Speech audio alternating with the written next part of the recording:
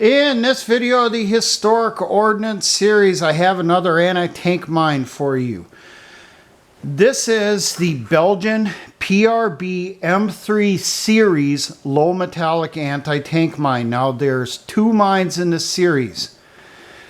The M3, which is also referred to as the NR141, and the M3A1, which is also referred to as the NR201. These mines entered production in the 1970s, later 1980s with the A1 series. Now, these mines are in service with Belgium, Iraq, Libya, Angola, Chad, Eritrea, Ethiopia, Lebanon, Mali, Rwanda, Somalia, Sudan, Western Sahara, Zambia, Albania, Congo, Uganda, Yemen, and also South Africa. Now, that list is not all-inclusive because I did come across in my research some references that some of these mines were also purchased by at least one country down in South America, but when I was looking up the cumulative lists, I could not find any South American countries listed in there. Now, this is a mine you do need to be aware of because of the Libyan civil war. In 2011, reportedly, rebels captured multiple depots with huge numbers of M3 series anti-tank mines. The rebels said they wouldn't use them. They started using them, so then the international community made them promise they weren't going to use them anymore and they were going to dispose of the captured stockpiles of mines.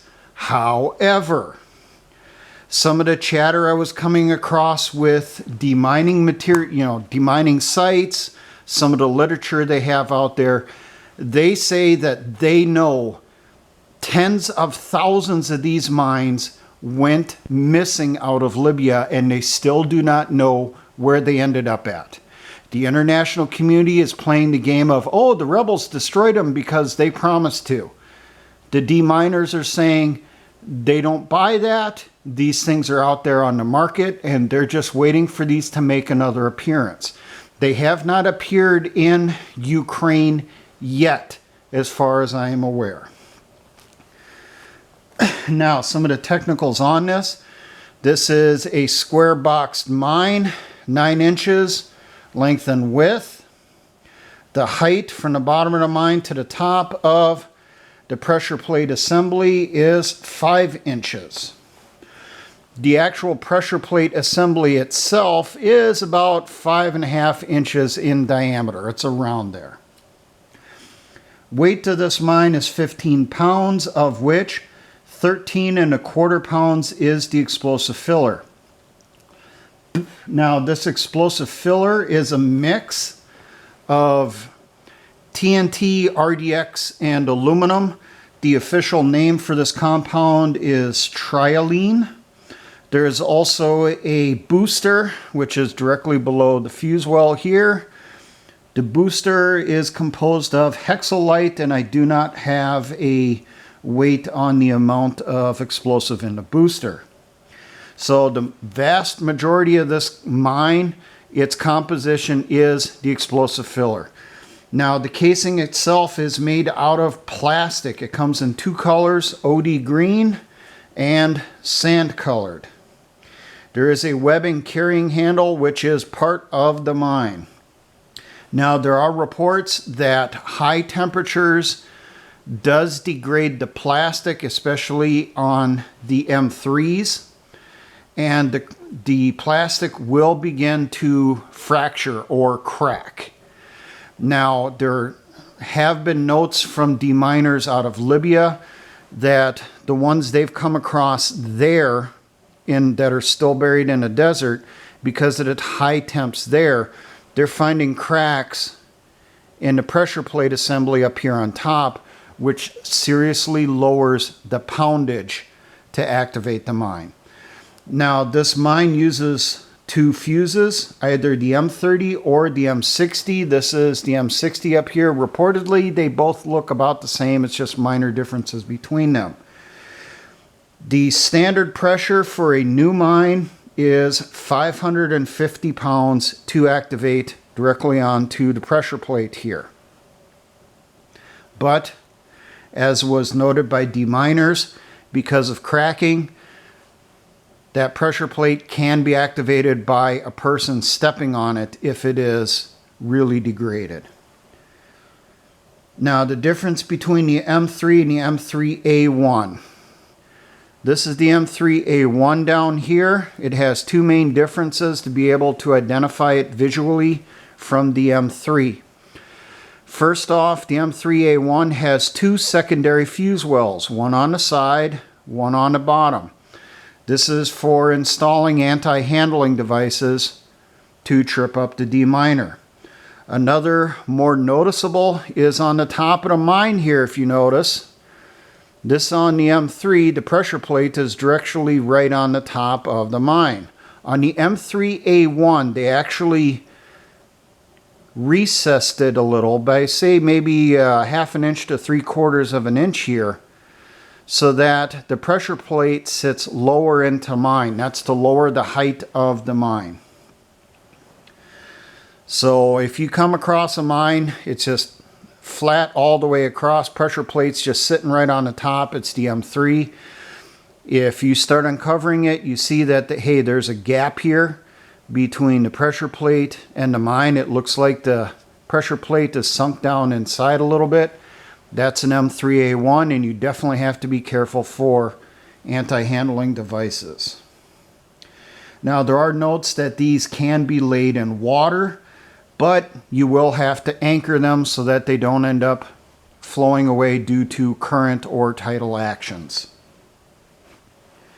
The water will not interfere with the operation of the fuse. Emplacement on this is very simple. First off, you're going to inspect the mine and the fuse. Make sure all the pieces are serviceable. There's no damage on them that could prevent them from being used. Everything passes inspection. You pack it up, take it to the site where it's going to be emplaced. Now, at the site it's going to be emplaced, you're going to dig a hole for the mine, and you want the top of the hole to come up to, say, about this little ridge right here below the top of the pressure plate. That's the depth you want to go to. You could go a little bit more than that, but you don't want to go too much.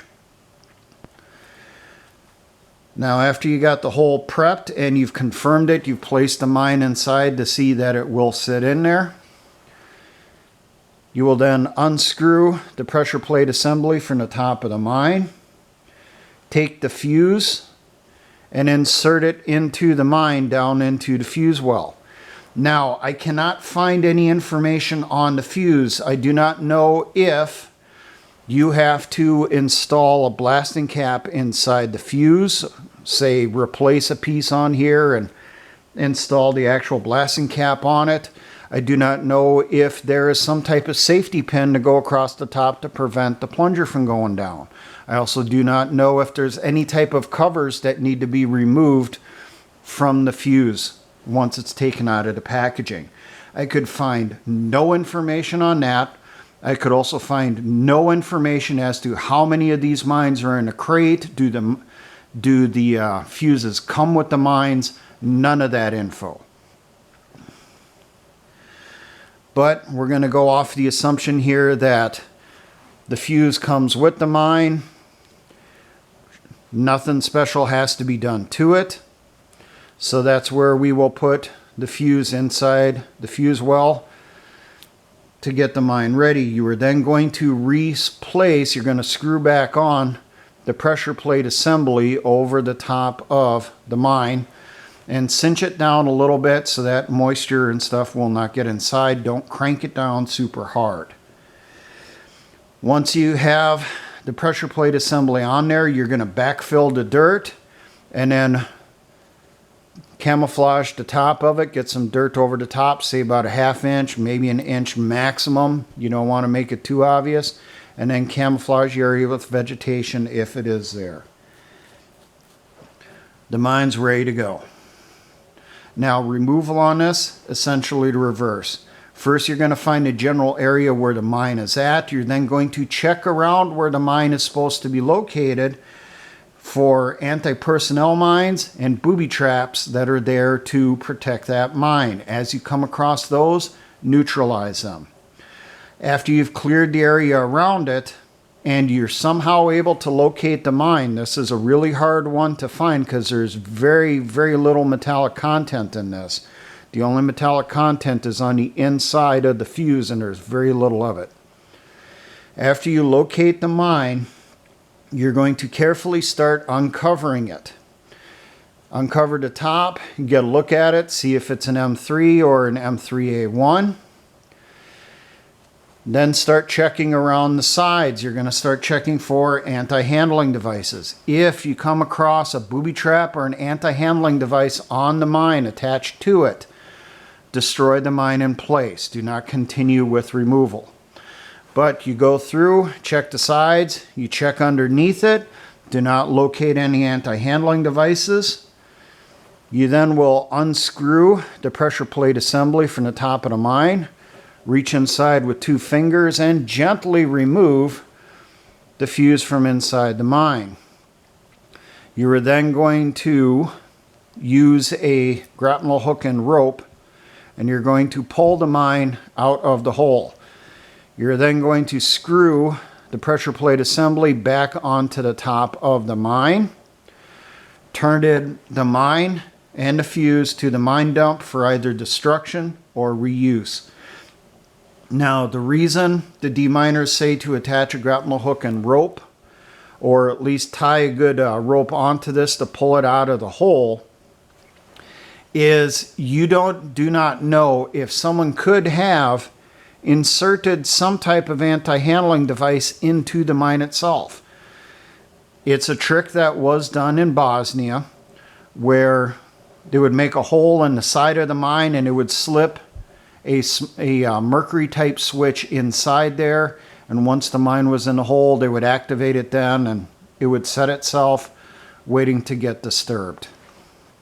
That is why you pull the mine out of the hole using a rope. That way, if there is some type of anti-handling device, anti-disturbance device inside the mine here, it's not in your hands right below your face as you're pulling it out of the ground. So this is a mine you do need to be aware of. It is one that will be making an appearance somewhere around the world. There are tens of thousands of these that are missing out there, that are somewhere on the black market. No one knows where they currently are. Now granted, the CIA probably grabbed a bunch of them, sent them into Syria, but the deminers say that it's just, this is one that they're worried about where it could end up around the world. So it's easy to recognize. Big square box with basically a can looking pressure plate sitting on the top. Now, for all my engineer brothers and the Patriot Militia movements, always remember, essay ons.